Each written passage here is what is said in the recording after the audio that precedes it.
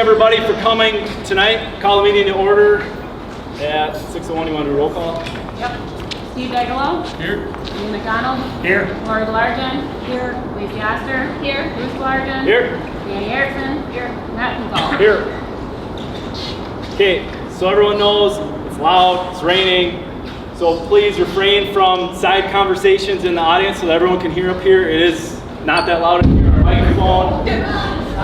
Our microphone isn't working at the table. It'll work up there and hopefully when people give public comment. But it's going to be a struggle to hear if people are having side conversations. So like we said at all our meetings, if you want to start talking in the audience, we'll pause the meeting and we'll ask you to leave. Okay? I just hope everyone can fall in line, listen up, listen to the people talking, listen to the board. At that, we'll rise to the Pledge of Allegiance.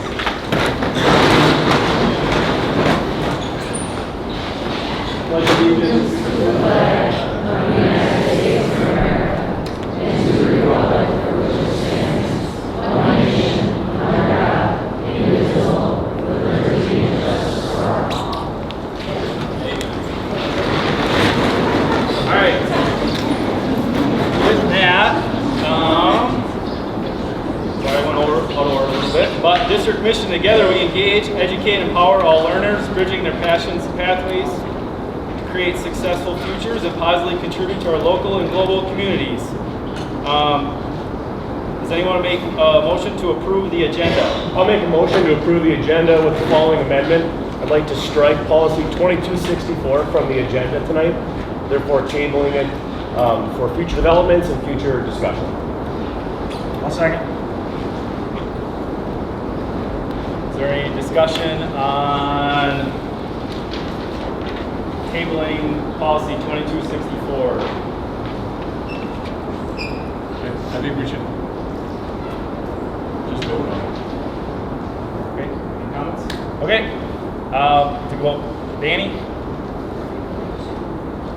Can I ask a question? When you say table, what do you mean by table? I simply mean striking out the agenda. We're not discussing it at this time. If there's future developments and it ends up back on the agenda, we'll cross that bridge. So I'm moving to strike from tonight's conversation. So we'll just be monitoring, I guess, the injunctions that are in place, communicate with our attorney, I guess, so when this changes that I think with the recent moms for liberty that was included in the injunction that was just released, and with kind of the unknown, I think it's time to just put it on hold. We've had discussions for 2 weeks. I think this will end up with the Supreme Court, and ultimately if they rule, then we can revisit it at that point, rather than just voting to not ever adopt it. But I think there's no purpose of adopting it tonight. So my motion is to strike it from the agenda for tonight. I guess we could bring it back if things come up or it changes. Two board members could bring it back. I think just like anything else, yep, if two board members wanted it back on, and we as a board have conversation and discussion and say the majority said no, we don't want it on, then that's how we operate, just like every other item on the agenda. Okay. Any other discussion? Well, by tabling it, we will not be in compliance with the federal law as it stands right now. Somerset School District is not on the list. This is it's not on the list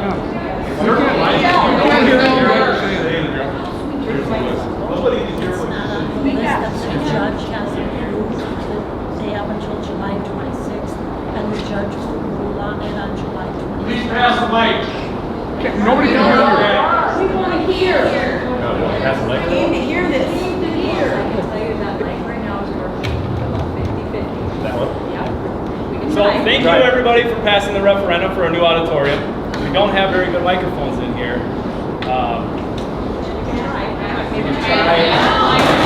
This one doesn't work. I've already tried to use this one. Does Does that help? All right, Lori. Right in the, There you go. very directional. We're right on it. So currently, if we do not take a look at this policy tonight, we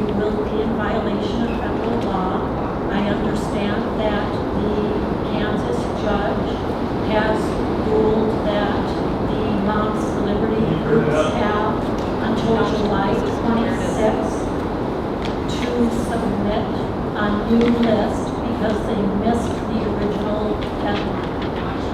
So the judge has to get that list July 26th, and then he has to consider that before he issues a ruling.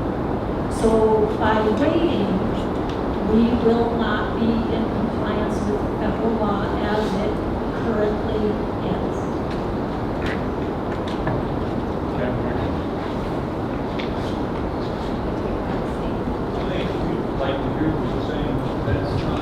All right, hope you can hear me. So Somerset is on the list that was submitted to the judge. All three schools, Somerset Elementary, high school, and middle school. So we will be in compliance if we table it or vote no. The judge is very clear, saying the court clarifies defendants are enjoined from enforcing the final rule against Kansas, Alaska, Utah, Wyoming, Canara schools and schools attended by the current and prospective members of the Young Americans Foundation or females as well as the schools attended by the children of the current and prospective, you hear this, prospective members of Moms for Liberty. As a result, the ruling here in Moms for Liberty is granted until July 26, 2024 to file notice of schools attended by its members is so ordered dated July 19th. So that means they can add to the list. Okay. And that's the reason for the motion, the way I listed it, is because of that information. In the event that something changes or it's overruled, we can revisit it. But for the time being, I think with that information, I am in favor of just striking it and moving on. Okay. We'll take a vote. Danny. Yes. Matt. Yes. Steve. Yes. Ian. Yes. Lori. No, Lacey. Yes. Myself, no. 5-2. We will strike that from the agenda for tonight, and we will table it.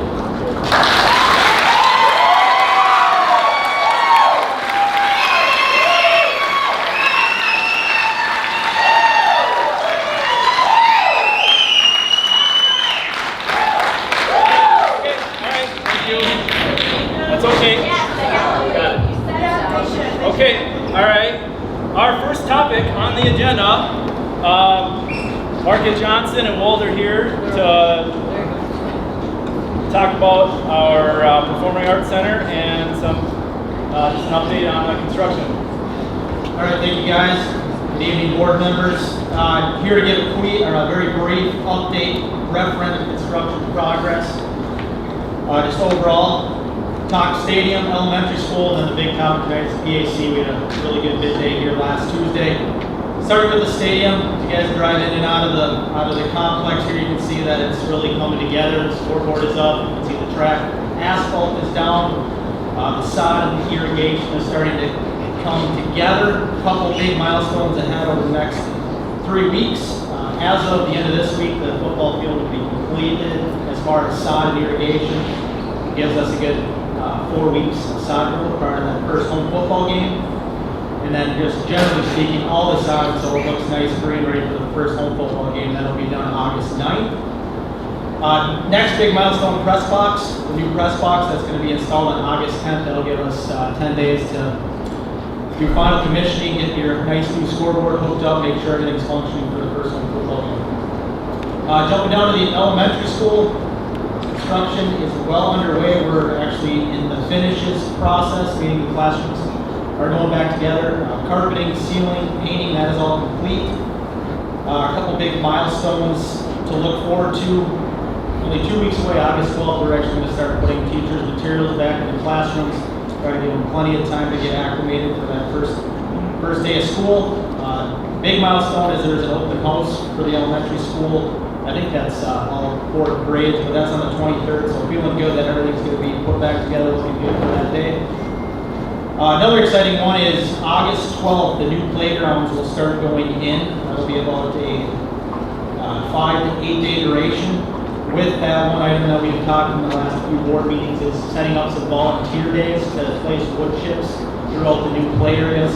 With that, there's a sizable savings to the overall referendum cost, almost So with that, trying to isolate or fine tune a couple of volunteer days. We do Saturdays. I think right now looking at the 17th and the 24th.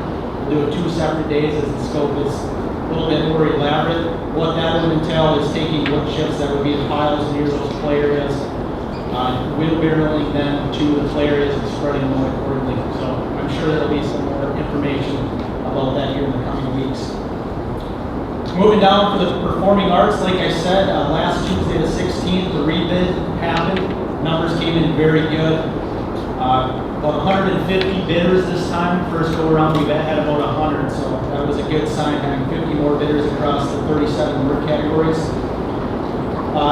Over the next 2 weeks, prior to the next board meeting on the 5th, I believe, Mark and Johnson and Wold will be performing scope reviews. And then coming to that board meeting with their final recommendations and their final GMP or guaranteed maximum price, getting that under contract. With that being said, we still plan on breaking ground on the Performing Arts Center on August 6th, so about 2 weeks away. With that, to stay on schedule, we are going to move forward with executing some letter of intent or contracts to 4 key vendors, a part of that project to get some material coming. So again, really good news, groundbreaking, August 6th, just 2 weeks away with substantial completion still middle to end of August, ready for school year 25. So I know I covered that quickly, but with that, I know you guys think have some packets here in front of you with a few photos. Is there any questions I can answer in regards to referendum updates?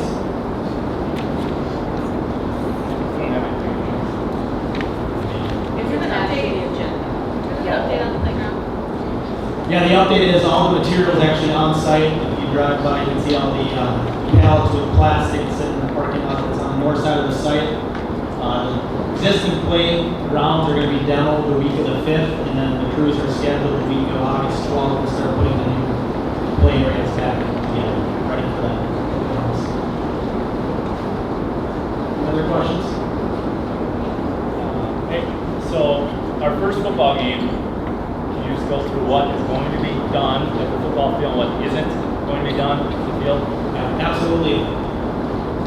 So first home football game Friday, August 23rd, just 4 weeks away. Generally speaking, the field's going to be prepped, looking great. Scoreboard will be working, press box will be up and functioning. The one thing that will not be completed is the actual track system. The reason for that is we have about a 3-week window to install the final track system, and we thought it was more advantageous to wait until after the first home football game on the 23rd. Whereas that crew will come in on the 24th and knock it out. So come the second home football game, I believe September 5th, if I'm not mistaken, you'll come and see a nice new red track completely finished. I don't ever understand that. Absolutely. Any other questions? Thank you, Eric. Appreciate it, guys. Okay, so our next item on the agenda is public comment. So as a board, we need to vote on 2 items. Our first one is we have 25 public comments for in-district, I would say in-district parents of students or employees, and we have 5 from one of the districts. So if you want to make a motion, or does anybody want to make a motion to approve, increase it in 20 minutes to until we hear all of these, or To make a motion to include all this public comment. all public comments, including out of town, or is there a second to that? I second. We'll have a roll call vote. Danny, Yes. Matt, no. Steve, Yes. Ian, No. Lori, No, Lacey, No. Bruce, no. So 5-2, that one fails. Anybody want to make a motion? I'll make a motion to extend our 20-minute public comment time to include anyone that lives in the district or as students in the district. So the 25 we have. Is there a second? I'll second that. Okay, second. Steve, you want to start? Yes. Ian? Yes. Lori? yes, Lacey? Yes. Myself, yes. Danny? Yes. Matt? Yes. Okay, all right, we'll start with public comment then. Starting up first is Patty Forsberg. So I want to start with this before anybody says anything. And same rules, everybody out in the audience. But again, you have to state your name, your address, and what you're speaking on. And then each statement is 3 minutes long. We'll cut you off after 3 minutes. Lacey will put her hand up or let you know if you have only 15 seconds left. And then I just want so everyone knows participants will direct their comments to the board, not staff or other participants. Only topics that the board has a legitimate jurisdiction over, and all statements should be directed towards the presiding officer. No person shall address or question board members individually. If you do not follow these guidelines, you'll be asked to stop and leave the meeting. Everybody understand? Okay, Patty, you are up first.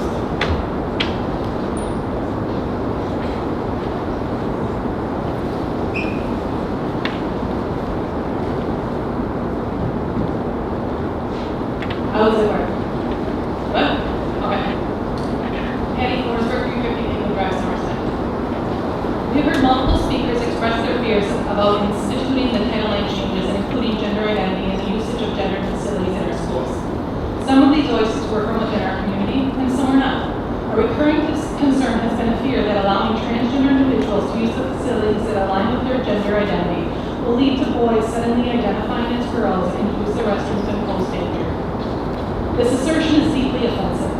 It suggests that the transgender and non-gendered community will perpetuate violent offenses when statistically this minority group is one of the most victimized demographics in the world.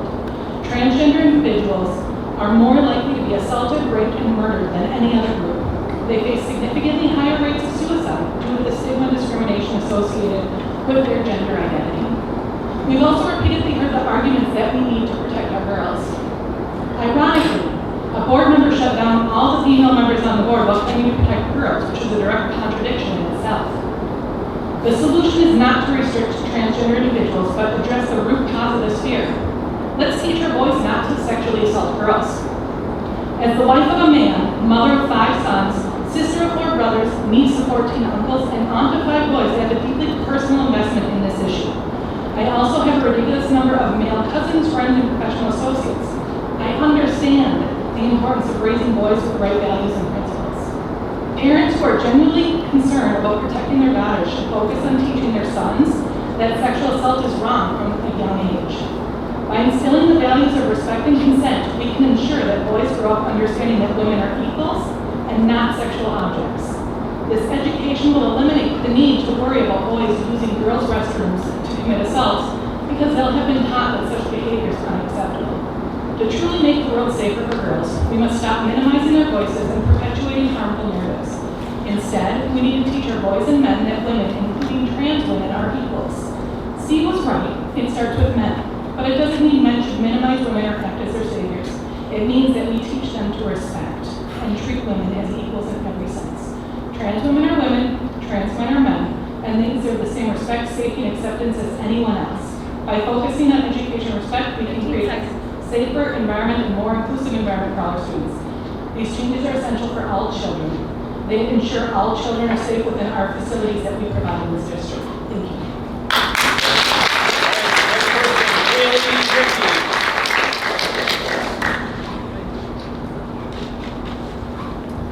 Katie Griffey, 209 First Street, Somerset, Wisconsin. As I listen to these board meetings, I'm thinking of the kids who have no representation at the table.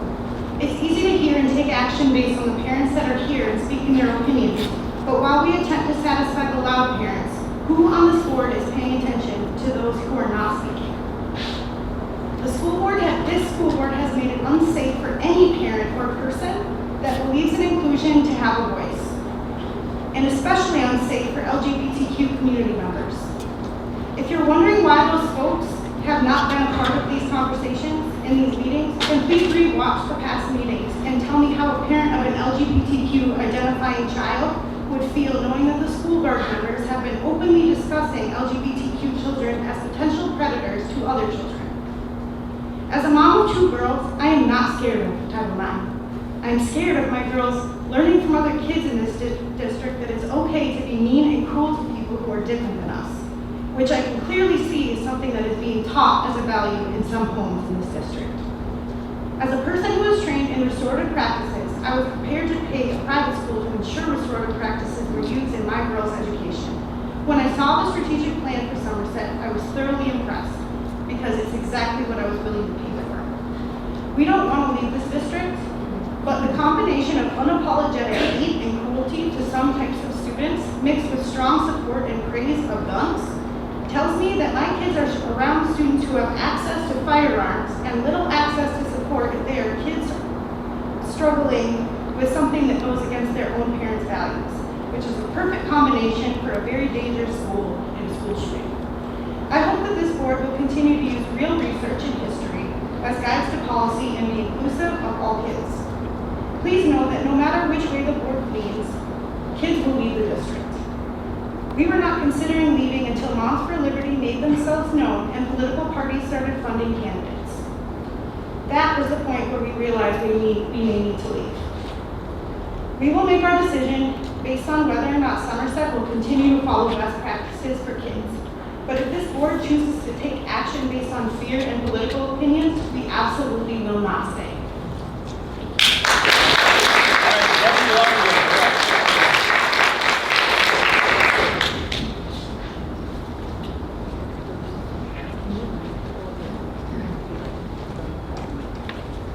You might have to turn it, might have to twist it down a little bit. Closer to that. Yeah, closer to that. Debbie Bellargin, 2291 County Road I, Somerset. As a tax-paying citizen in the Somerset School District, I have heard terminology used in these conversations that have made me wonder what is really at stake and what will actually serve to protect our kids. The first is due process of law. And that is the application by the state of all legal rules and principles pertaining to a case so all legal rights owed to a person are respected. Due process balances the law of the land and protects an individual person from it. In using the phrase due process in these conversations, what we are really referring to is the steps followed when an individual complains of being harassed or being discriminated against for any reason. Simply put, following the steps of due process would mean that a child being picked on and the child being complained about are both treated fairly while the matter is being resolved. The second concern is the phrasing in the policies. This policy, compared to the previous policy, includes phrases that would actually protect even more individuals than before against harassment and discrimination. If we disregard this entire policy update, we would actually be voting against protecting all children from harassment and discrimination. In not updating this policy, we would also be allowing ourselves, in certain situations, to not follow due process, which protects both parties in a complaint. Despite the buzzwords that you've heard, the board needs to consider all the costs of not complying with federal law. We may lose federal dollars for education, and we may be sued. Both of those things take funding away from our children. When you are an elected board member, you need to come to the meetings prepared and having read the policies that need to be voted on. When you come ill-prepared, it negatively impacts the work of the board. Thank you for your time.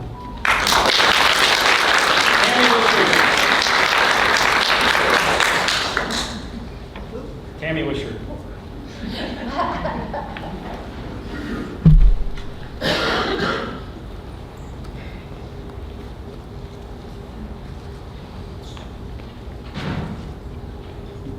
Thank you. I'm Tammy Wishard, 625 Lakeside Lane, Somerset. I'd like to thank the board for the opportunity to hear us all tonight. I moved to Somerset 27 years ago. My husband's a Somerset graduate, and my children are Somerset graduates. We moved here specifically because we had heard so many good things about the school district and its staff. Those things were, and still are, all true. In the past, I've had several jobs with the Somerset School District, including assisting to several directors and the superintendent. I also was elected to the board, so I know how boards should work.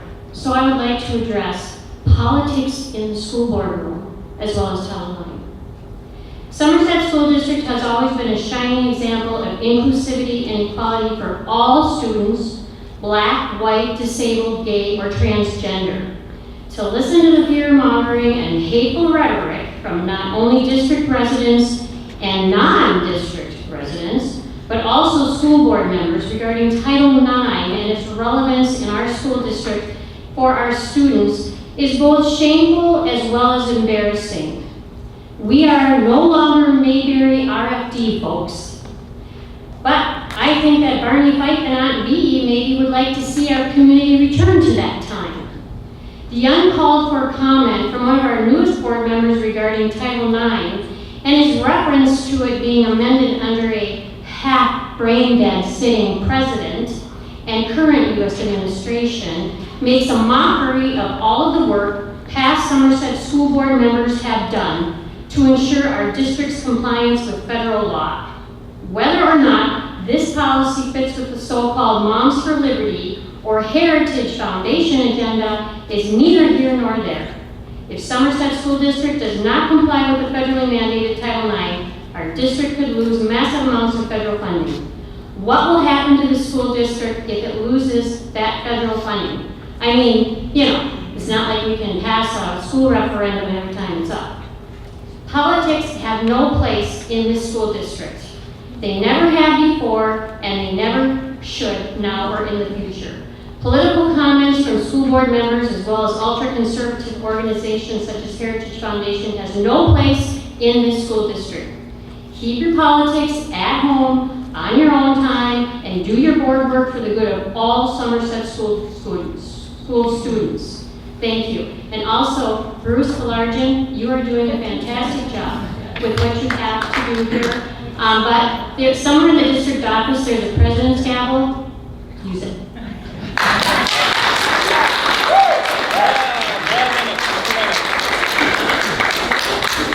Mr. Nemec still here? What? Mr. Nemec?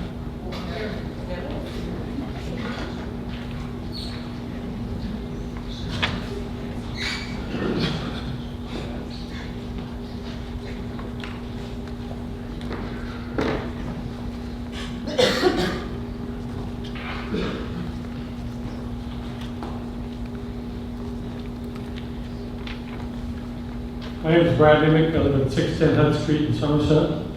I just think it's important. I came here because I've been kind of watching, and I should stay off Facebook because it just gets me in trouble. But, I see a lot of stuff on there. I just think it's imperative that the board, I used to work here. I spent 32 years working here at Somerset. And while I was here, I also was involved with the State Athletic Directors Association. And I used to teach Title IX for the state of Wisconsin and for the National and Miss Classic Athletic Administration. I teach classes on the state level and the national level on Title IX when it first came into existence back in 1972. And Title IX back then was about equity. But I think this one right now is a little different topic. And I couldn't hear what Mr. Fogle said. I think you put that on hold tonight, make a decision. Okay, well, a couple things that I think about. Number one of our bordering districts. Everybody around here has put this into place, but and the one that they have right now, this plan right now is not about boys playing girls sports, boys going in girls locker rooms. The WIA has a policy, and if you look down the policy and read through it, you would find out that that's not a possibility. Now, could it be? Maybe it could, a couple years down the road. But back in the 80s when I got here, they wanted to put us in a conference with the Richmond and Eau Claire and River Falls and them in the big rivers because of the bridge they're going to put in. That took 30 years to get there. So I think they have to think about what's here and now. The WIAA has yet, They put a new policy in, they put a transgender policy in 2018. And they have yet to have a person, you would make an application for the WIA to play cross-sex sports, and they have yet to have a person follow through on that process. Nobody has gone through because it's quite a lengthy process. You have to have injections, you have to look at sex changes, things like that. It's just not a matter of boy want to come and say, I'm going to go play girls sports. But I think you need to look at the WIA policy, really read it. If you have questions, contact the people at the WIA, and they'll explain to you exactly where they stand. I know that one of our boarding districts said, well, we're not going to put this into place. We're going to hold off on this. We're going to wait and see. Well, let's see what the government really does about this. Well, I'll tell you what, back in '86, I started summer school in this school district. And we had a way of getting state aid reimbursed to us. And about 7 or 8 years later, they changed their application, or they changed the process on collecting state aid. And someone said, well, just keep doing what we're doing, that's okay. Everybody else is doing it. Everybody else is collecting this stuff, everybody else is getting to this stuff, so let's just go ahead and do it. Well, that person, that board president left, that superintendent left, and somebody else came in. How long? 15 seconds. Somebody else came into the district, and I talked to the person and said, this is how we've been doing things. And they said, well, that's not right. I said, no, it's not. Well, I'll tell you what, we paid back the state of Wisconsin upwards of $250,000. So keep in mind, when we do this, and we take that chance on it, don't think the government's not going to pass it and send it back.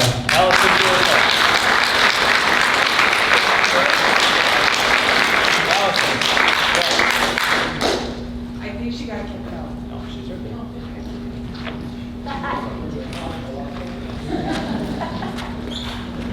First, I would like to applaud the 5 of you out of 7 for making a good decision today. I'm not going to bore you. My name is Allison Carrico, 1730 112th Street in Richmond. I'm going to skip the whole thing until we put that back on the agenda.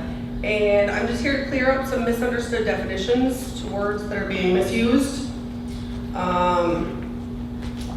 Sex, as described in the 1828 Webster's American Dictionary, is the 2 main categories into which humans are divided based on their reproductive functions and which consists of males and females.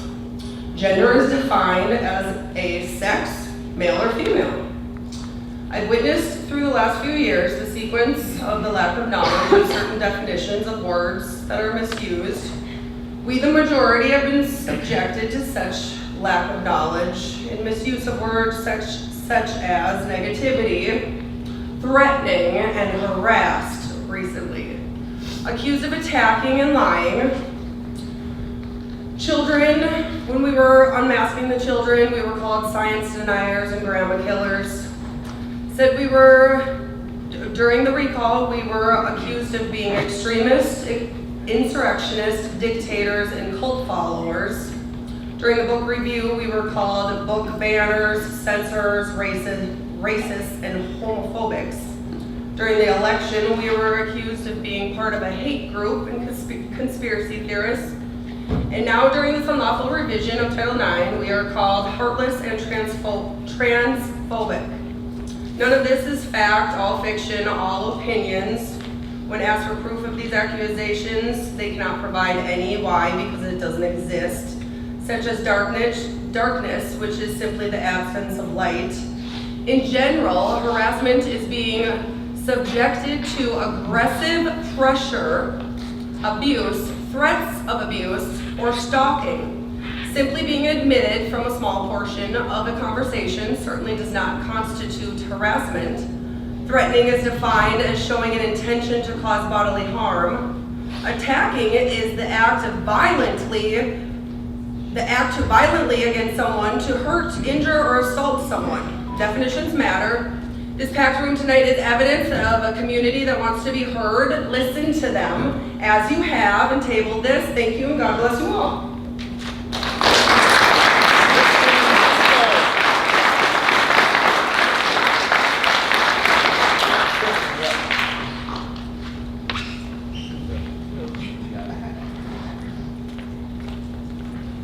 Kristen Sisko, 1517 Anderson Scout Camp Road in Olton.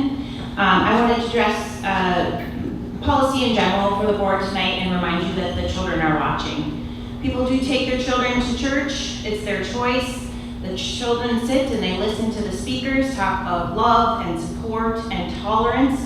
And then they turn around and they go home and they watch these videos and they hear these words and they're confused. As a former teacher, they walked into school confused. They wanted to talk about these things. They wanted to understand why the language is so inappropriate, and they want to know why people hate others. They're watching it all. They've watched these meetings, they've watched your words, and they've listened to you. They have concerns for what's being said versus what they thought was being taught in their church.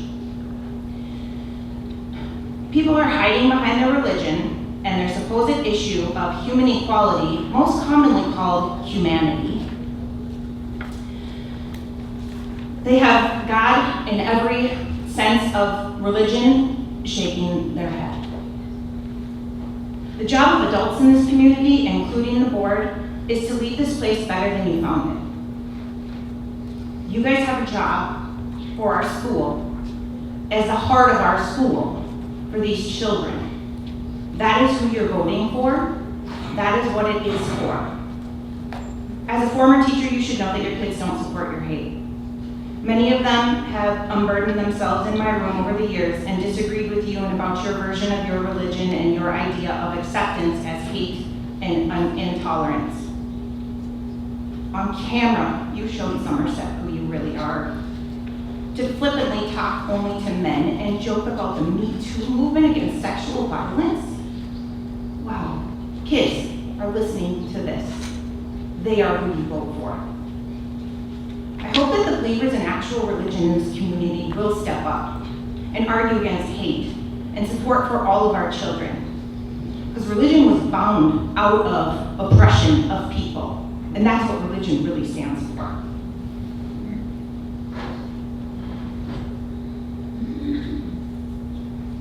Our job is to help children grow into accepting adults and accepting, understanding, listening, and not calling people names and thinking that they don't have a place in this community. I am terrified for the children that listen to this and hear you call them animals, hear you call them mentally ill, and hear you call them that they shouldn't belong. Shame on you.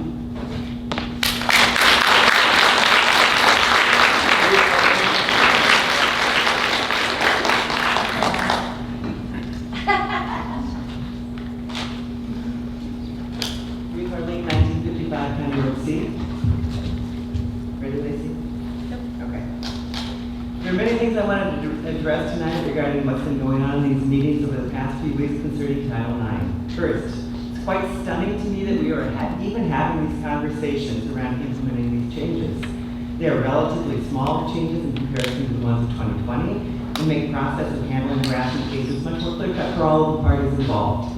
In spite of the misinformation being hurled about in our community, they do not include athletics at this point in time. And there's no new policies regarding bathroom usage. I'm wondering why so many people are willing to open up their mouths and swallow whatever is being spooned in without some basic critical thinking skills. I'm also stunned by the level of judgment and hatred that is present in these meetings. Many of you are made of the same fabric as the people of the 60s worried about how damaged their white kids were going to be by the black kids they had to sit next to in their classrooms. Or negatively impacted their normal kids with even their differently abled people were mainstreamed. Or terrified of the impact that LGBTQ plus students might have on the kids who, at least at this moment in their lives, are straight. I'm here to tell you that the kids have always done fine with these things, in spite of what their parents are terrified of. Because children are not born into this world full of hatred and judgment. And our kids today are more empathetic because of these differences.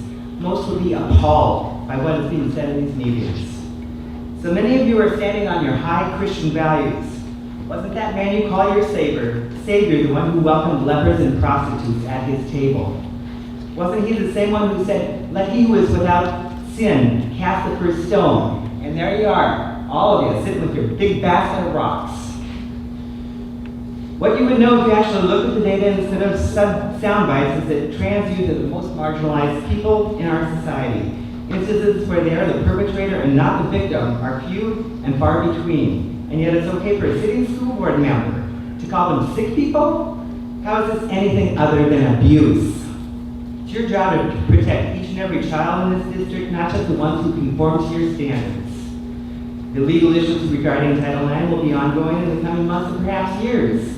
In the meantime, the only good decision is to implement the required changes by the August 1st deadline. Revisions can be made later if and when some of the dust settles. If you vote no tonight or put it off, then you put our district in jeopardy. Some potential outcomes might be that we lose federal funding, which I believe accounts for about 7% of our budget. We open the district up for lawsuits based on federal law, and not the lawsuits you folks are threatening based on nothing but your biases. And we potentially move our sports team out of WIAA standing. What that basically means is that our kids have no other teams to play in this state or any surrounding states. Board members, I urge you to use common sense and take care of our kids. Thank you.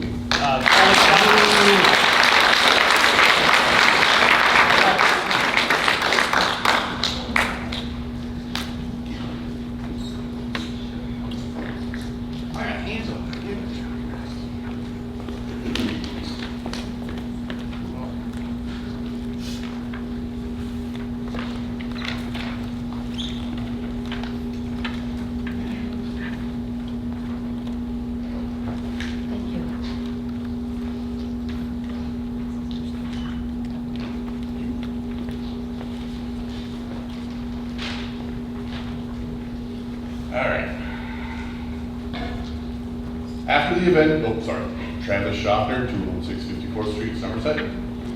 After the events of the last few weeks, I must admit I've come around and have submitted to the will of our MAGA overlords. In that spirit, I would like to present the following changes to our school values so that they are more in line with our views on how to make America great again. I believe that my suggested changes fall in line with the mega pillars of integrity and honesty highlighted by the family values of our leaders like Newt Gingrich, Dennis Hastert, Matt Gaetz, Rudy Giuliani, Jim Jordan, and of course, President Donald Trump.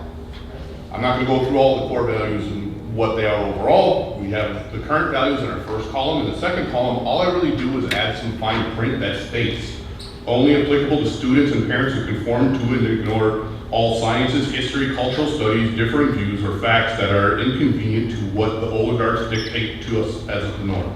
Subject matter experts are to submit to the will of any non-subject matter expert who are willing to reinforce our willful ignorance. After all, the goal of our education system is not to develop well-informed, civically active, and community-caring citizenry, but instead to create unquestioning workforce that reinforces the views that we are told by our greed-driven oligarch overlords. That would just be a simple change. If you want to adopt, it wouldn't require a complete overhaul because it is just an asterisk. However, I think we should do the complete overhaul, which would change our core values into one, we believe, one, that only the chosen are worthy of success, two, that only those that physically fit the mold of ideal within plus or minus 2% deviance shall be granted access to education. 3, that the only submission is value. 4, that stagnation is paramount and all change should be ignored regardless of the repercussions. 5, the health of the community shall give way to the will of the self-interested. 6, that all necessary skills required for us to fulfill the needs of our overlords are learned by the age of 10. And 7, the cultivating sheep that do not challenge any of our wealth-driven oligarchs is key. These changes align our values with both Project 2025 and Agenda 47. I believe that these changes are necessary because as a newly converted MAGA member myself and follower of groups like Moms for Liberty, we love to call ourselves Christian while blatantly ignoring the entire lessons of the New Testament. Instead, we submit daily to the lessons of the Old Testament, which is compliance and submission or death. To all that is all we really need in our day-to-day life. Lest we forget that our leader Trump's, one of his greatest images is of him in submission to the law. Thank you, and God bless. Hey, Jessica.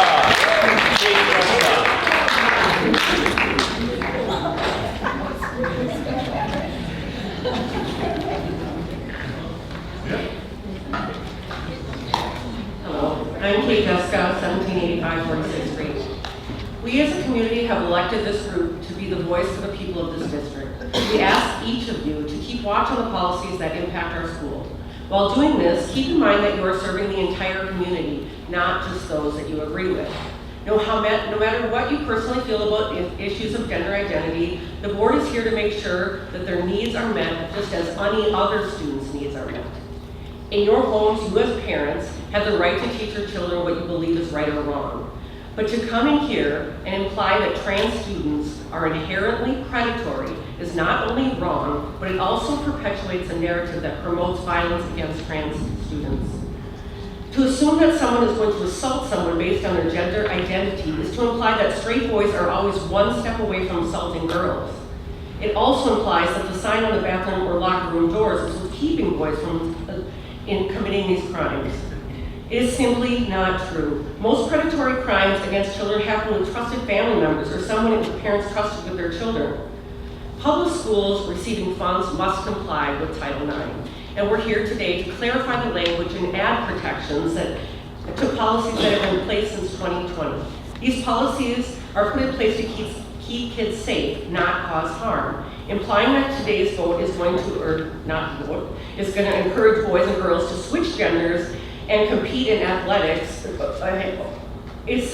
board is trying to suggest is to let girls watch girls change in locker rooms is not true, and suggesting so only further divides this community. Whether people like it or not, trans students attend Somerset schools. At past school board meetings, I witnessed anger directed at trans students just for being allowed to exist. I would like to know what these public commenters want the school board and staff to do with these kids. What solutions are you actually proposing? Where are these kids to go? I hope we can all agree that we're here to decide on how to protect kids, not which students to protect. The parents of these students want everyone wants for their kids, a safe place for their child to learn. After all, these are kids just trying to go to school, not predators looking for loopholes. I fully understand that fairness, safety, and logistics have to be taken into account, but we need to stop implying that these kids are a danger to their classmates and stop insinuating that boys are flippantly switching genders to beat girls in sports. To suggest these things is shameful. When making policy changes, please take into account the diverse views of our community and not just your own.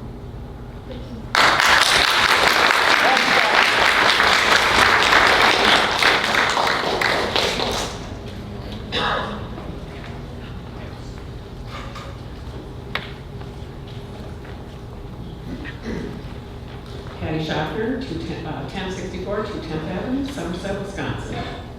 As a lifelong resident of Somerset, I've always been really proud of the fact that Somerset has been welcoming to all newcomers. When I was growing up, Somerset consisted, the village, of 300 people. It's a little overwhelming to see all the folks that are here, but we welcome you all. We welcome you through a spirit of and extending this welcome through our schools, our libraries, our churches, our shopping, our social gathering, in our workplaces. However, it is essential to acknowledge the tragedies that have happened in this community. We had a priest right up there who was transferred to Hudson, where he murdered 2 people and sexually assaulted multiple children. One of those murdered was my friend. Do not tell me that the people at that church did not know what was going on. It has impacted me my whole life. Just recently, a firefighter was murdered by his partner. She was not transgender. We also had a teacher in this building who assaulted a student. She was not transgender. So stop victimizing yourselves over your fear and paranoia. The LGBT community is here. We support them. We include them.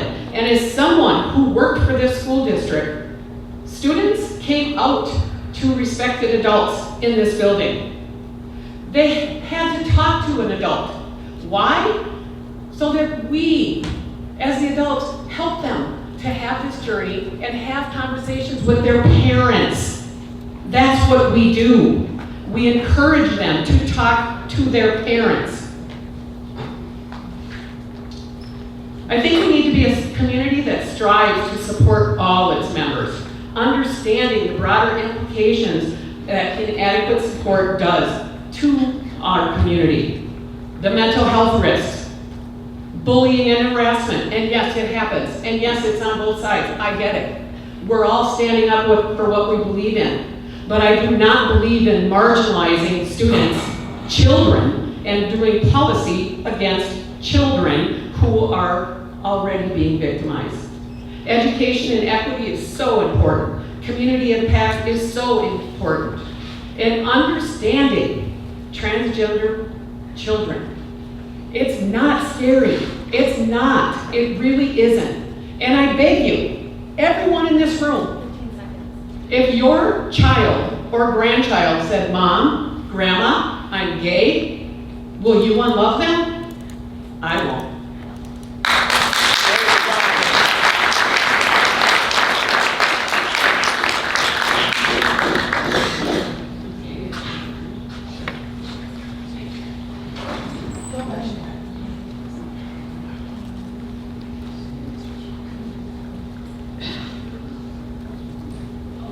Sorry, I'm walking the world. Hi, I'm Eric Johnson, 1999, County Road C. And I'm here to talk about the budget. I'm here today to express my deep concern regarding recent decisions that appear to be leading our school and district toward financial instability. As stakeholders in our community's future, it is crucial that we prioritize the well-being and educational opportunities of our students above all else. Education is the cornerstone of our society, and every decision made by this board should reflect a commitment to providing the best possible learning environments for all our children.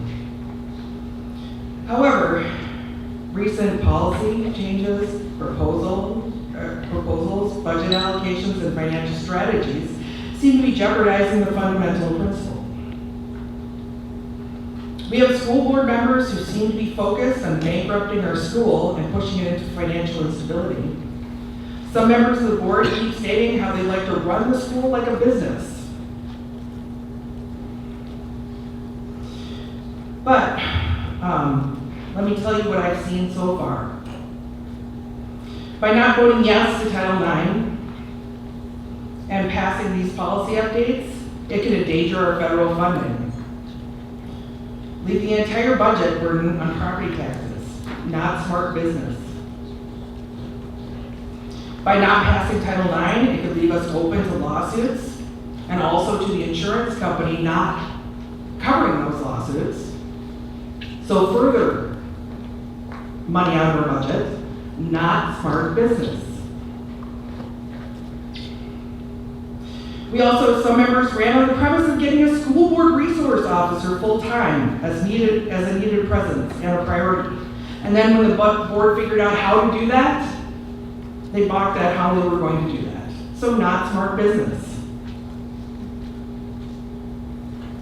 So one of the board members pulled their only school-age child out of the school and encouraging others to do the same, further weakening our budget and begging the question, why are they in the board except to erode people's confidence in our institutions?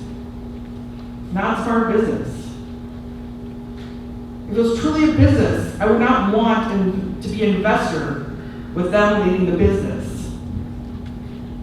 However, schools are not a business. They're not.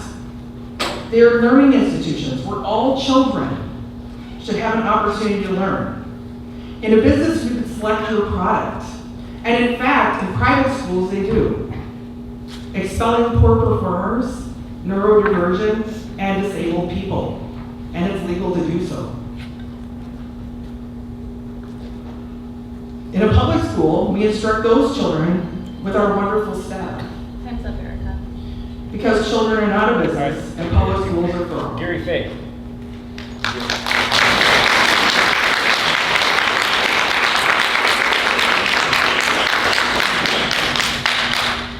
Good evening. Gary Fay, 1531, Anderson Scout Camp Road, Fulton. I'm here to talk about opportunity. Title IX is opportunity. I remember when my mom sister sitting around the kitchen table talking about opportunity. My sister, what she had, my mom didn't have. And that's why we need to pass Title IX now. We need to keep ourselves in this game. If we're not in the game, if we're not complying with the rules of the game, we won't be able to play WIAA, we won't be able to have funding for public schools. I believe in public education. I've taught for years. I've coached. I've even coached co-ed wrestling. And no, the girls and guys didn't share a locker room. They didn't share the bathrooms. And I can't imagine any coaches around here that would push that on our community. So, just think about that. What kind of opportunities do we want for our kids? We want them all to be safe. We want them all to learn the best that they can. So let's do that. Let's support Title IX. At the way it sits right now, the way it changes in the future, we don't have much of a choice other than to say yes to our kids. Thank you so much.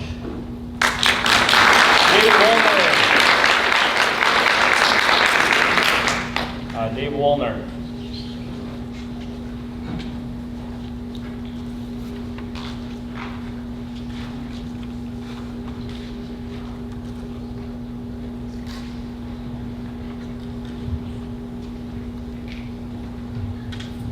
Dave Woolner, 490 Forest Drive, Somerset, Wisconsin. First thing I'd like to ask is, everybody in this room who is in favor of the tabling of this amendment, I would like to stand up and show us full force from our community. I'm sorry, are we supposed to address the school board or the community? Yeah. Everything should be addressed to the school board, not the participants in that struggle.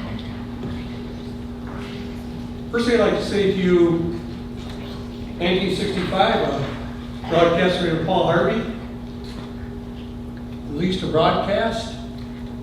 If I would have done, I'd say, listen to it. You might be surprised. I'd like to read something.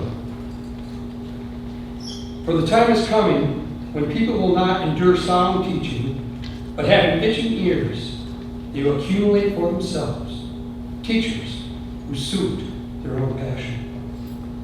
2 Timothy chapter 4, verse 3, King James Bible.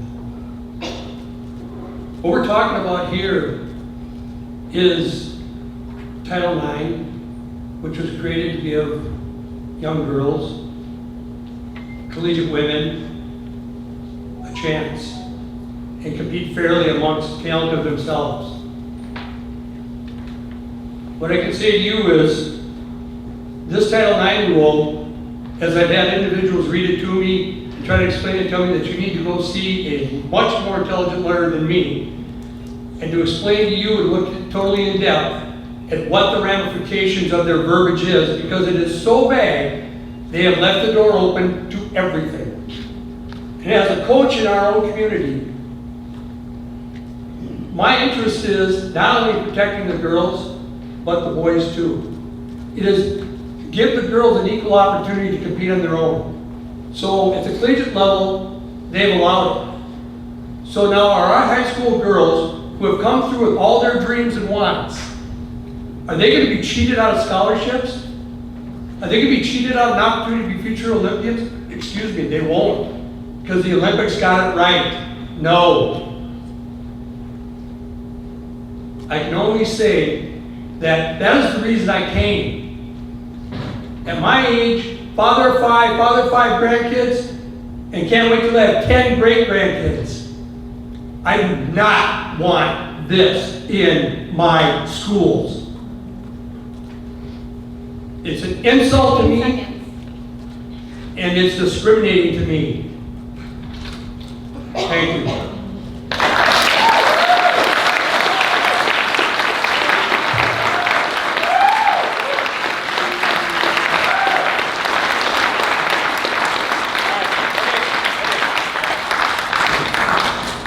Lee Parks.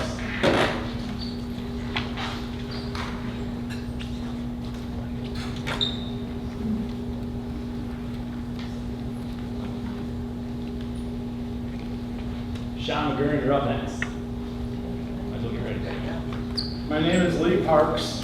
My wife and family live at 845 Plum Tree Lane here in Somerset. Now, I want to clear up something here. I go by Lee. Let me give you my name and title. I am Reverend Arthur Lee Parks III. In the beginning, God made man and woman. In the beginning, He made them in His image, to be His image bearers. He created the XX and XY chromosomes. Now, I have to be honest, I live in a household of 4 girls, and I'm outnumbered by any one of them.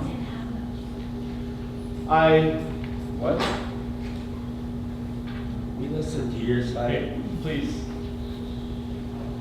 I will also tell you this, that if a male had to give birth the same way a woman does, there would not be a second generation. They are not our weaker, but they are our partners. Now, that being said, Title IX is something that I am glad you're tabling for now to get to more information than you have right now. And I'm glad for that. Title IX does take away from girls being able to compete with girls and boys being able to compete with boys.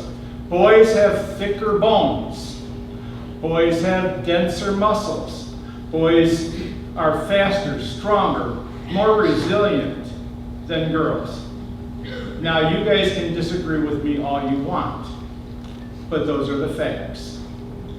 I am here because I believe fully in the mission of allowing children to be able to be accepted as they are, but also that they get to play in their own playgrounds.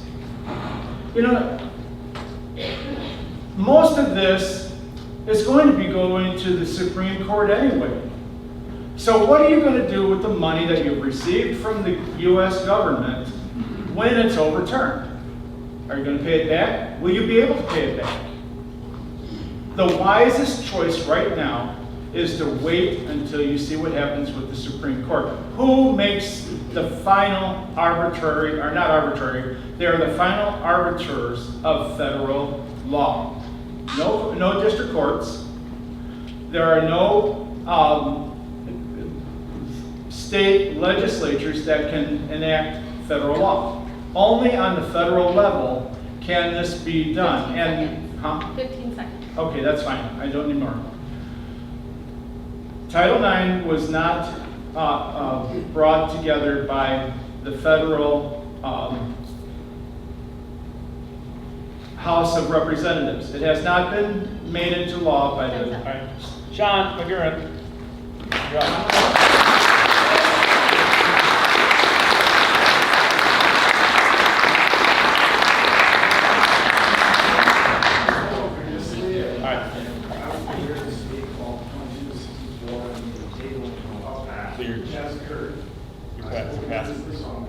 All right, Andy Berry. And then after Andy, we'll have Lisa Hegman. Please be ready. Andy Berry, 227 Boston Drive. I have a handsome son at home and a beautiful daughter. And I tend to get along with everybody despite my personal beliefs. And I believe in a balanced approach. We have to get back to basics in treating our children like children. We must stop the government from exploiting our children's innocence with their clear political agenda. Their government does not have the right or authority to control us. It leads to other abusive policies and laws that are already happening in plenty in California. Look up the laws. There are ongoing lawsuits fighting to stop these unconstitutional policies of Title IX. I am in support of Title IX, but in actuality, if we actually had equal rights, we would have needed Title IX. Everybody would have been on the same playing field. Another game by the government. This isn't about treating people equally or protecting people. It's about separating us as a society to fracture our connection with one another. Hence what we've seen in this room. They need people to argue to divide us. Everyone already has equal rights, but manipulating or exploiting those rights to get society to corrupt its moral character is evil, much less using it against children. Since all people are supposed to have equal rights, then why do the people who don't agree that a man or boy should be in a girls' restroom get forced to accept something that is not based upon scientific facts and are constantly attacked for their views? This is where this conversation should end.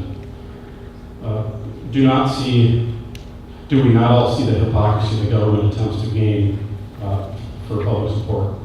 Acceptance ends when there is force by the government. When the merits of an issue cannot be proven, force is the next step. We have arrived. The government may not force you to abandon your moral compass. Equal rights are supposed to apply across the board. This also means that it's okay for somebody to refuse the acceptance of other people's lifestyles while still accepting them as a human being.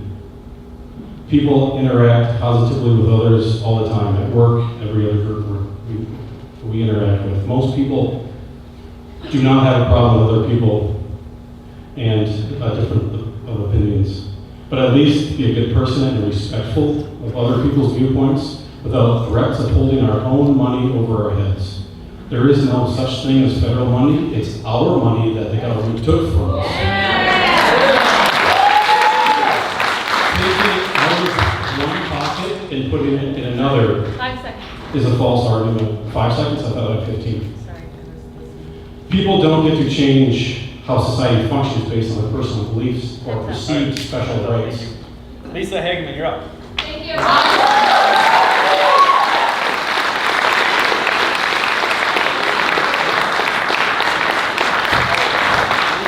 Lisa Main, you're up next. Lisa Main. Hi, my name is Lisa Hageman. I live at 578 232nd Avenue in Somerset, Wisconsin. And I guess I just want to say thank you to the board for tabling the 2264 policy. I think that was the right call, and wait till litigation, see what happens in the Supreme Court. I did also want to address a comment that was made, and I hear made often about not teaching boys to sexually assault females. How's that going? I think every mother teaches their child, every father teaches their child that. Teach them not to murder, teach them not to sexually assault. It's still gonna happen. I don't want a male in a female restroom, neither do my children. I think this is crazy, and thank you for tabling it.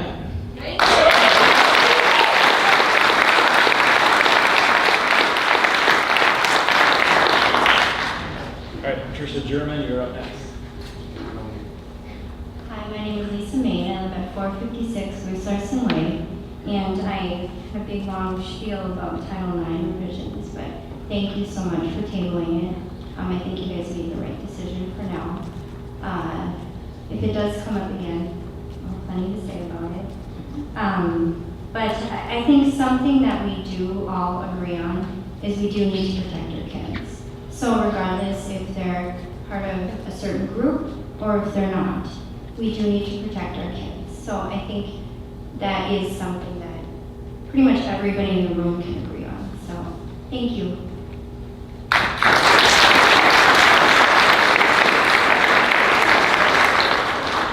Jolene Bigelow, you're up next. I'm Patricia, can you hear me? I'm Patricia German, 418 172nd Avenue, Somerset. This isn't easy, but I'm willing to speak to help our community. 46 years ago, I went through a mental health crisis. I started thinking and saying that I was a different person than I was. I was convinced by extended family to check myself into the neuropsychiatric ward. All my loved ones around me knew there was something wrong, and so did the doctors. They all knew they had to bring me back to reality. I was diagnosed with bioaffective disorder and medicated accordingly. And on the ward, I was able to confront the insane thoughts in my head and come back to reality. I thank Jesus for this. Allowing someone to indulge in non-reality isn't compassion or caring or definitely not helpful. Many of us are acting in fear.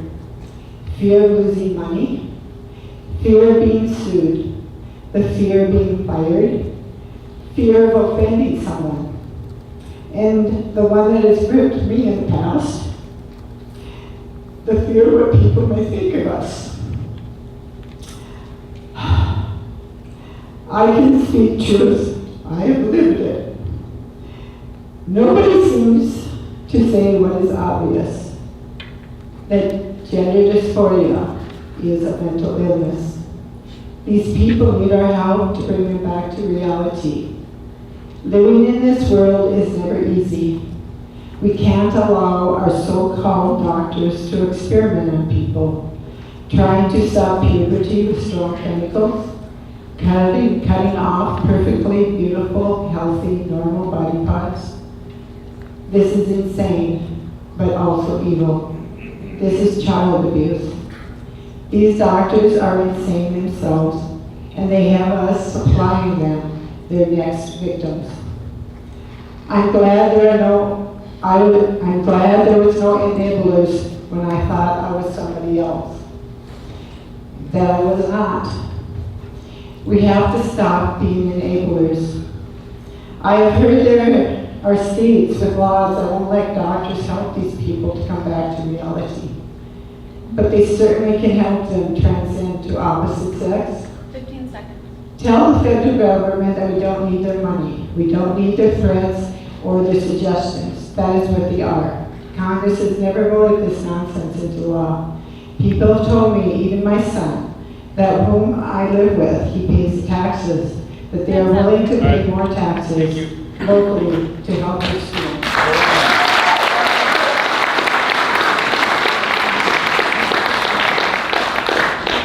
Next up is Jerome German. Good evening. Jolene Degalau, district resident at 196th Avenue, Somerset, and Moms for Liberty, chapter chair of St. Clair County. So, ladies and gentlemen, it's so great to be here tonight and see everybody here speaking from their hearts, and I appreciate all the dialogue. So, a lot of my thunder was a little stolen, but I wrote a couple notes, so we'll try to pick it up here. Since the federal injunction, we've had tens of thousands of members join Moms for Liberty all across Wisconsin and the nation. Our mission is to save America by unifying, educating, empowering parents to defend their parental rights at all levels of government. Our focus is to protect children and to protect our God-given rights to raise our children as God intended us to raise them. After hearing a lot of the conversation tonight, it seems like we have a fair amount of themes coming forward, and that is distractions and fake outrage, okay? Distractions from things that do not have anything to do with what we are talking about. We are talking about things with Title IX that severely affect our children's First Amendment rights, their religious rights. We're talking about their basic expectation of privacy and decency. This is not just about sports. It's about girls and boys being comfortable in their schools and feeling psychologically and emotionally safe. This is about a radical leftist agenda that is spreading across this nation, where the mutilation and medicalization of children is condoned, and the schools are complicit in this. This indoctrination and social engineering is here. It's in our district. Otherwise, we wouldn't be here fighting back against it. We have books in our elementary school library. 5 books that push the trans agenda. Statements in the books that say some people are girls, some people are boys, some people are neither, some are both. Has anyone ever picked toys or clothes for you, but they didn't make you feel happy or at home in your body? It's here. There's no denying it. And any step towards Title IX rewrite is a step towards radical leftist movements that we don't need in this community. Thank you.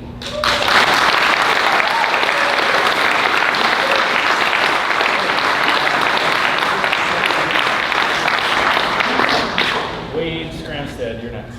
Jerome German, 418 172nd Avenue, Somerset. To recap, on June 28th of this year, the Supreme Court struck down a precedent known as the Chevron Doctrine, which had been established in 1984. That precedent had required courts to let federal agencies make rulings on ambiguous points in the law that had not been covered by Congress. The Supreme Court's recent ruling recognizes the obvious fact that the 1984 decision had seriously compromised the separation of powers. The court lacks constitutional prerogative to abdicate or delegate its power. It cannot assign to the executive branch those powers constitutionally given to the legislative and judicial branches. It is widely expected that this ruling will deeply impact bureaucratic overreach in every cabinet department and will, therefore, when appropriately challenged, reduce Title IX to its original text.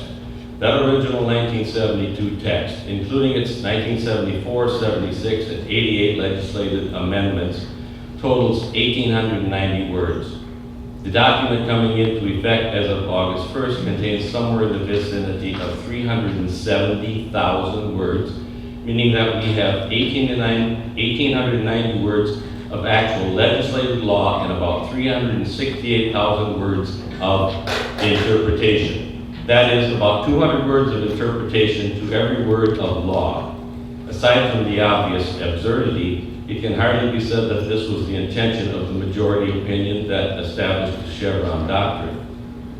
The enforcement clause of Title IX only concerns eligibility for federal funding. At the July 8th board meeting, legal counsel warned of potential lawsuits for not having a school policy in compliance with federal law. It is the enforcement clause that establishes standing in the courts. This law leaves the average citizen with no standing by which to pursue recompense. So enough with the fear-mongering. A worst case scenario involves someone filing a complaint resulting in the district losing federal funding, but given the recent Supreme Court ruling, losing federal funds seems a near impossibility. With the law reduced to its original text, any old school policy that's been in place since about 1990 should do for Title IX. I urge the board to table this effort, as you already have, and when the dust has settled, write a school policy in line with the wisdom of the original Title IX text. A school policy that honors the values of the community it serves while honoring the American Constitution. Thank you.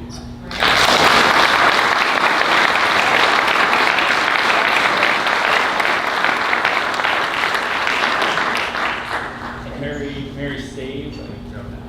Hi, Wade Scranstead, 679 205th Avenue. Want to thank the board for tabling this subject. And as Mr. German and several other eloquent speakers have said, this still needs to be resolved in our court systems through the judicial branches. And we as members can vote to help that go our way or your way. But I think we all can agree that we all want what is best for children. And equal rights is written into the Constitution. I don't think we need 370,000 more words to tell us how to enact that. But thanks again for tabling this subject. I encourage everybody, including myself, to become more educated on this subject and all subjects that are in front of this school board so that we can get the school that we truly want. Thank you.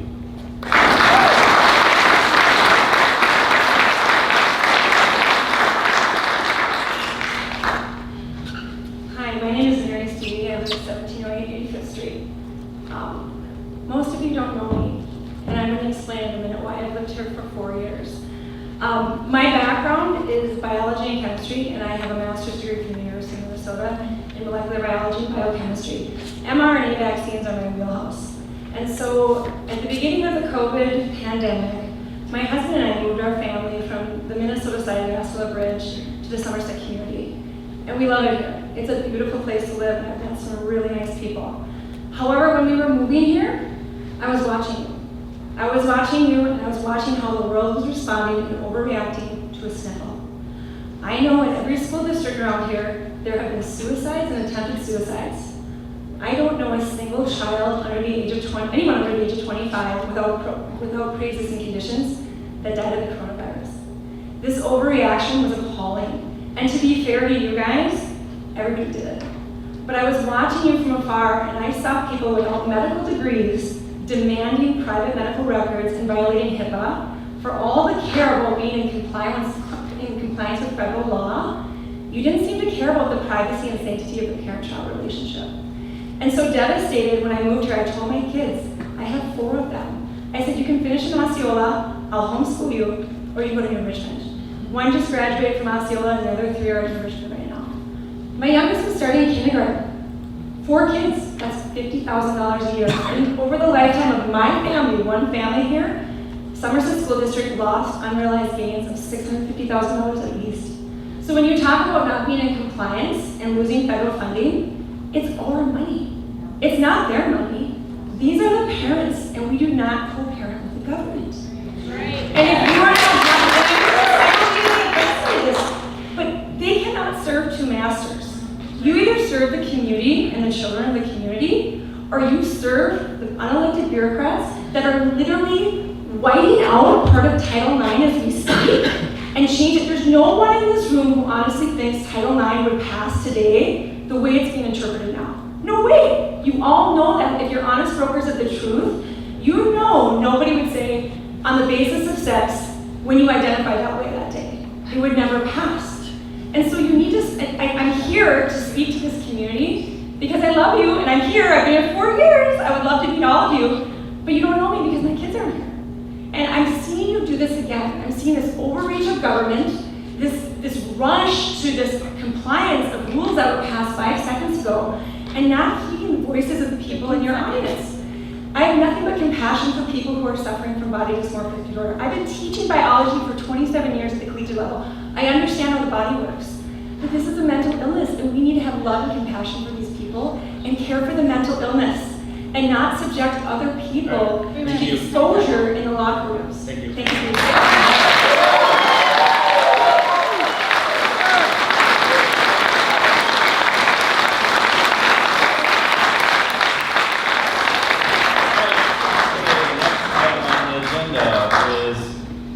Policy review. Anyone want to make a motion to approve any of the current policies that we have? I will make a motion to approve items 4A 1, 5, 6, 7, 8, 9, 10, 12, 13, and 14 as presented on the agenda. Is there a second to that motion? I second that. Okay.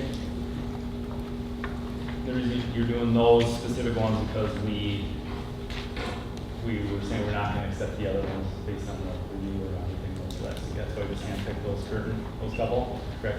There are 1, 2, 3, 4 of them, numbers 2, 3, 4, and 11, that the policy committee recommended not implementing. Okay. That missed 15. Let's see. Yeah, so I'm not following exactly which ones we're talking about, so can you just name them by full number of the policy, please? I am making a motion to approve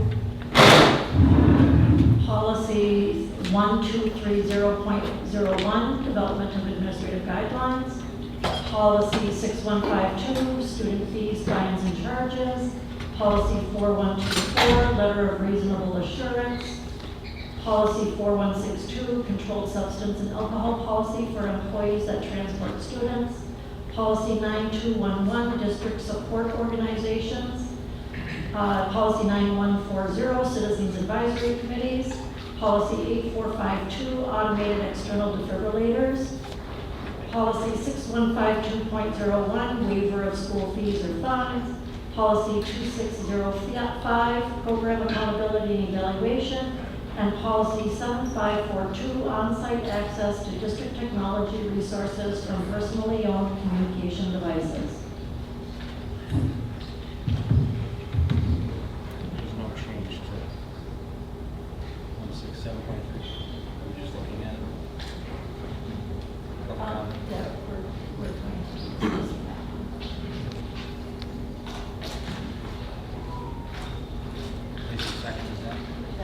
So that leaves the public comment 0167 to discuss, Yes.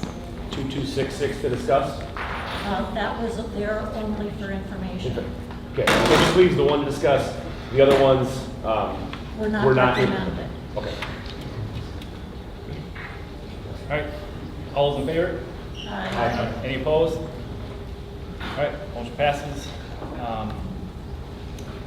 Does anybody want to make a motion on 4815 public comment? Yes. In the document, there are two suggestions. Everyone should have this policy printed out. So, the current policy, current public comment policy. And I would like to make a motion that we accept this policy with the following words added to letter B. Currently, letter B states, anyone having a legitimate interest in the actions of the board may comment during the public portion of the meeting. And I am making a motion to add in parentheses after the word board, taxpayers, parents of children enrolled, or staff in the district. Is there a second? I will second that. Okay. There was a couple people that mentioned a good point, just that taxpayers are also outside of the district, and their money also goes towards public education in the state of Wisconsin and probably this district as well. I'm opposed to making a change in B. More public comment. Can you say it one time? Yeah, so I'm opposed to making any changes to B. I think it's healthy and keep the public and interested parties from being able to speak their concerns as they have tonight. Yeah, I'm fine with everyone from Somerset and parents of students and staff, just like Lori said. I don't think we need to have other towns, villages, other school board people, or other people who go to their own school board, come to our meetings and make public comment. I don't think we need that. They can go to their school board and comment at their school board meetings. Then they can come to ours. It doesn't affect them, what our school boards do. Well, that would affect us from bringing in somebody from the National Association of School Resource Officers, or Moms for Liberty, any speaker like that would definitely impact what's happening now in the district. So, Wouldn't mean that, just would mean they couldn't make public comment. They could still address the board. Yeah, If and the like, board voted and agreed on. and like we did we had Nazaro in one of our meetings, and he was part of our closed session to discuss. So we could bring people in. I mean, we brought people in to give updates. At other times, they don't make a public comment. I think, Matt, you said we had a better meeting with them other than the public comment. I mean, that was just, we had questions, and it actually was good that person was in. Okay. Well, we do have a motion on. I originally had suggested that with the time, but I would support the addition as Lori stated. My mind actually over the past week has kind of changed because I look at people that had come and talked public comment. There was a few specifically from New Richmond, and looking back at New Richmond's meeting last Monday, there was nobody who showed up to speak. As I agree that they're all taxpayers, I think local taxpayers, every district that they belong to have a functioning school board where they could go and voice their opinions and have their voice heard with where they are registered to vote. Okay, so we have a motion, we have a second. Go through with a roll call on this one. Lacey, you want to start? Yes. Bruce, yes. Danny? No. Matt? Yes. Steve? No. Ian? Yes. Lori? Yes. Okay, so that amendment we made to that policy, 0167.3. Any other policy comments? Otherwise, we'll move on to the next category. Okay, reports. Shannon, listening session. Listening session first? We had a lot of people here. Thank you for coming. Only Steve, you talked to somebody at the listening session. Who did you talk to? Who were they for the listening session? You talked to Gary, I think. Any Oh, comments yeah, about- Gary Fay came up and spoke, so it was about Title IX, and we discussed it. Yeah. I think it was a Title IX discussion. Everyone else, that's the only people that commented either. The listening session. So, Superintendent update. Yeah, I don't have a ton tonight. We had a couple items that since we moved venues, we just shifted those things to the next meeting in August. Just want to reiterate a couple things that Eric from Margaret Johnson had spoken to. Excited that the Performing Arts Center has finally got some movement underneath it. I did attend the bidding meeting that he referenced. The previous one that I attended was the one that we realized we were initially going to be just about $2 million over on that project. So this one had much better news, which was great. If you haven't driven past to see some of the updates at the stadium, things are moving along really quickly, which is exciting. I walked through the elementary last week. Eric had mentioned this too, that it's amazing what some carpet and paint and new panels and new countertops, the building already looks amazing. We've been putting some updates on Facebook, so hopefully people are seeing those as well, but probably the big news is just finally being able to get some movement going on the Performing Arts Center and being able to see finally something happening with that. So more to come, but good news. If you have any questions on financial reports, please reach out to Dave. Does anybody have any right now? Or if you do, just follow up with Dave or Shannon. Okay, next items for approval. Item 6. Does anybody want to, we have to make a motion to approve all these, correct? Yes. So does anybody want to make a motion to approve any of the items under 6? I just had a quick question for the professional hours recommendation. It looked like the percentage, the 83.7 supported that new system for hours, and it looked like 13% wanted more information. Were those people given a chance to ask questions, or you kind of put this out in front of them? Yep, so I would say, 13% in the grand scheme of things was a small number. I don't have it in front of me, but people either emailed, reached out, stopped by, just tell me more about, it was more scenario based. What would that mean for a start time, or what would that look like in my building versus a different building, that kind of thing. Okay. So, I'll make a motion to approve items 6A, B, 1, 2, C, 1, D, 1, 2, 3, 4, 5, and number 1 under 5. E, 1A, as well as F, 1. There's a second. I second that. All right. Any discussion?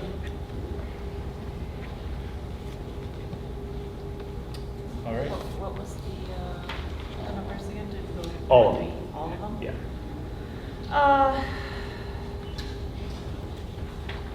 I say we take off F out of there. I think that needs some more time, more questions. There's a lot of people that have concerns about that. I had a lot of emails about moving the SRO to Fund 80. So, I agree with that. you take that one off. I will, Well, wait a minute, we have a motion on the Yeah. table. So we need to put a motion on the table. Yeah, Or so discuss it. we can. We can discuss So it. we can discuss this one if we want to have further discussion. So if there's discussion topics that, reasons why not to approve this, as So my concern about the SRO is we're only talking about Fund 80, and that's a levy. I've got a ton of emails, people are not excited about taxes, increasing their taxes. June 11th, Dr. Donnelly, I sent you an email regarding how to fund this in the regular budget, and again on July 18th, and I didn't get an answer. Do you have any answers tonight? So my directive comes from the board as a whole, and so the information I've had from the board as a whole, from 4 meetings and a closed session, was move forward with Fund 80, be creative with Fund 80, so that's what I've done. If the board would like something different as a whole, I'm happy to go a different direction. That has not been the will of the board to this point. So now would be a good time for the board to talk about that, and then I'm happy to move a different direction if that's the will of the board, which it has not been to this point. So I will add, we had an update last week about compensation and pay increases that showing a small percentage puts our district over, puts us in the red if we want to give raises that are even, I can't even remember, but even up to what, 2.5% we were over budget, or 3%? Can't remember the exact ones, but I would say, there was a lot of people wanting an SRO, and since I've been on the board, there's been 2 different times that this SRO has almost completely gone away from this school, and it's kind of always come back at the last second. They've been able to work with the village to help us keep the SRO, and multiple years ago, and last year, work with the village to make sure we still had a presence on campus, even though we had a huge budget increase last year. I don't know how, we've asked for a way to use additional funds. Our district has asked, we need a SRO, or we want an SRO. So now the board, we're trying to be creative with, and we even using the strategic plan to guide us on our 5-year plan of how we're going to spend money, how we're going to grow our district. That costs money, and this is a great way to keep safety in our schools, but also do the things within our schools that, in our Fund 10, that keep this district strong going forward. So the problem is, we're talking about $13,000, and you split it up. Each school would have to come up with $13,000, and it blows me away that we can't figure that out. We get over a $20 million budget, and we can't figure that out. So is there anything that can be cut? So that's why I'm asking. And I hear you. That's a great concept, and we've had a great question, and we've had meetings last year where we took over $1.4 million of cuts out of this last summer. With 5 members on this board, getting that number down. Then we met in the spring, or I can't remember, February, March. We met doing the same thing, looking at where our budget was and talking to administration, where can we make cuts? We sat in a room and talked about this, trying to understand how, what we can do with our budget, knowing, the SRO was coming up, knowing we had pay increases, knowing we had insurance increases. We've had these discussions and gone through that budget multiple times with our administration, trying to figure out how we can find, this is $50,000 in our budget. You can say it's 13 at each school, but that's still $50,000 in our school. That's a lot of money. When we have a $20 million budget, that's not a lot of money. That's what happens when our bills are that big. If you have $1 million and you spend $1.1 million, you're there.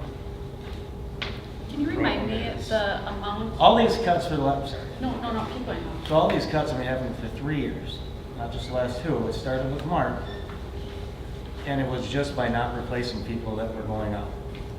That's all it was that year. Then it was people. 2 years ago. Then last year, it was people.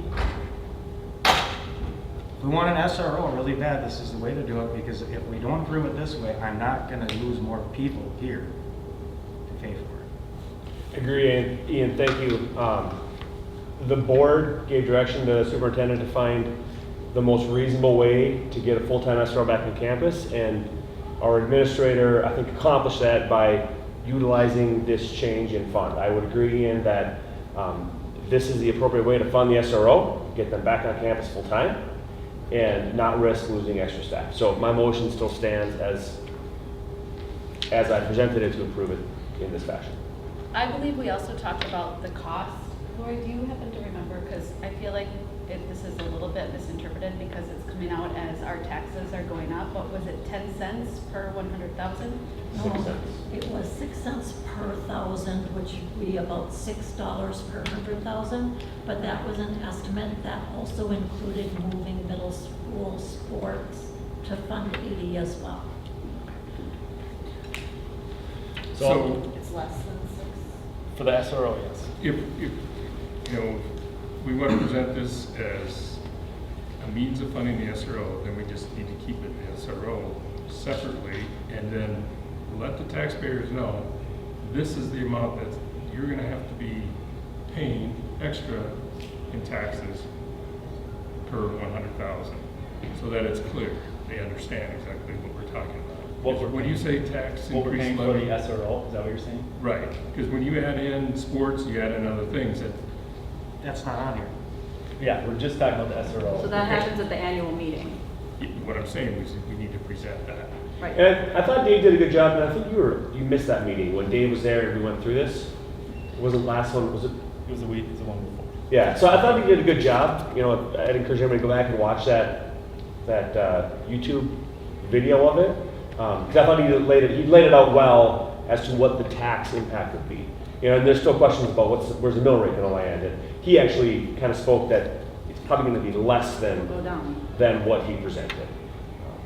I'm So I think saying that 6 is on time. communicate that, is that, whenever you're talking about raising taxes and levying, it's a very sensitive subject. Oh, absolutely. So there's a motion. I'm going to call for a vote on that topic. Ian, I'm going to start with you. Yes. Lori? Yes. Lacey? Yes. Myself, yes. Danny? No. Matt? Yes. Steve? Yes. All right, 6-1. Thank you, Matt, or thank you for the motion. We'll move on to the next item, consent agenda. Anybody want to make a motion on consent agenda? I'll make a motion to approve the consent agenda, the minutes of June 17th, July 8th, July 15th, the personnel update, the anonymous donation to our lunch account, and the board bills as presented. Is there a second? I'll second. Okay. Any discussion? Any questions? All right, all those in favor? Aye. Any opposed? All right, motion passes 7-0. General information, make sure Justin. August 5th, work session. And August 19th, we'll have a regular session and a listening session 30 minutes prior. We'll plan to move those back to our regularly scheduled boardroom. And we'll see, I guess, how many we have in attendance, but that's the plan right now. One item I wanted to put on here that we had at the bottom, it's been brought up to add a once around the table discussion, once around the table back on the agenda for discussion. Specifically, I think for adding agenda items or bringing them up here. So we can go through and discuss this. This was an item before when some of us were on the board. I know Ian, I think you responded to this. So we've had this on the agenda. We were told to remove this based on open meeting laws, that we don't want to bring up items and then go into discussion on these items about adding them to the agenda, or no, I don't want that thing on the agenda, and continue. So they said continue with your current policy, or our legal and WASB said continue with your current policy that you bring it up with 2 board members to add the agenda. But just because there is risk of having discussion days, and that's what we ended up happening at those meetings, and they said, hold on, time out, you don't want to do that. So, And that's because it's not a listed agenda item, Yes. right? And suddenly we go down a rabbit hole and not even realize it. yes, Right, and that's, okay. yeah, and that would, yeah, we wouldn't need to, it just would happen. So that's why I wanted to bring it up here, but I mean, if there's people who really want this, it's a slippery slope is the issue, and it just starts to happen, and then we subject ourselves to, open meeting law violations. So that's why it's off, and we have our current policy that says 2 boards are going to the agenda. But if you have, I just think we need to remind ourselves, hey, we just want to get something on the agenda. We don't have to have a long discussion about it. Just remind ourselves at the end of the meeting that we're just trying to get something on the agenda. We can still do that. I'm saying here at the end of our meeting, at the end of our session. Why do you want it there? Well, because we're all together, we can get it on the agenda immediately. But we can't have a discussion about it. So what difference Correct, does we don't have to it have a make? discussion. So then what difference does it make if it goes via email versus verbally at a board meeting? Since a discussion is, It's not a discussion, but at least anyone that's in attendance knows that next time we're going to have this on the agenda. But our agendas are published ahead of time, so the public does know what's on I the understand agenda. that, but they aren't necessarily published right away. Not published the right way, I said right away. right away. Mhm. They're published by noon on Friday Well, before the meeting. I don't see any harm in this. I don't think we need to have a long discussion on an issue, but at least we get something on the agenda. So, We're literally doing it right now. well, that's why It's on the agenda. That's why I'm putting adding agenda item on Okay, there, sorry. because I figured this is how it was going to go. But, we can't make a motion if someone wants to add this once around, but, or, Well, it's not listed as an action item, so this is only discussion. yeah. Anyway, it was brought up. So, we can talk about it, we can make a motion at the next meeting, I guess, if we want to or not. Otherwise, we'll move on to the next item. District celebrations. So, Danny, I'll start with you. Matt? I just want to say thanks to all the staff for summer school. It's always fun to see all the teachers get so involved with those kids, kind of at all ages. My daughter attended. She did the theater class for the 3rd year, and in 9 days for kindergarten through 4th graders to learn lines and get up there and perform. It just goes to show like what we're working towards in this community. Theater's on its way, and I'm so thankful to all the staff that put their time in to be with those kids. So thanks. Steve? thanks to everyone that came to make public comment tonight. It's valued and it's important. Ian? Yeah, I will second that, and thank the donor, $500 towards the lunch account, anonymous. And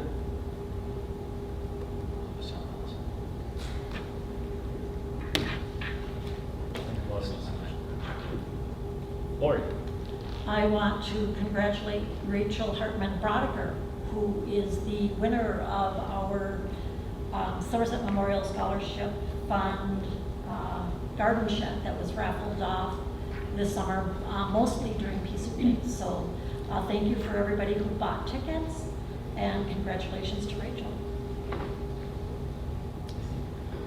I'd like to thank you for running the meeting. I know this has been a lot, and there's been an overwhelming amount of emails and different stresses for that. So thank you, Bruce, for being a good leader for our board. And I'd also like to just celebrate public schools. I think we need a reminder that we have an awesome school and district that we're in, because our public schools provide access to all children, and regardless of their background or situations. Thanks Becky Olson for climbing those stairs and getting our sound system working. I've done that multiple times. that was it. The people that set this. Ian said that, not me. No, I meant to. Yeah, thanks for moving this meeting. We kind of did last minute after hearing how many people we have, and again, thank you for everybody coming. And again, we've had a lot of discussion and what types of kids and students and everything we have here, and I just, being a part of this community, we were with a lot of families over the weekend, kids from the ages of 4 to 16, multiple kids playing around each other for hours with everyone getting along, everyone having a great time, parents, families, everybody, which is why I'm in Somerset, which is why I'm here, why I love this place. People that don't hang out kids from all ages, and it was awesome, and it was the best afternoon we probably had all summer long. And again, that's why I'm here. So thanks to everybody at that, and it just makes you remember and realize what a great place this is. So thanks again for everybody who does that. And I'll take a motion to adjourn the meeting. I'll second that. I'll make a motion to adjourn the meeting at 7:51. Steve, second. Second. All those in favor? Aye. All right. All right. Thank you, everybody.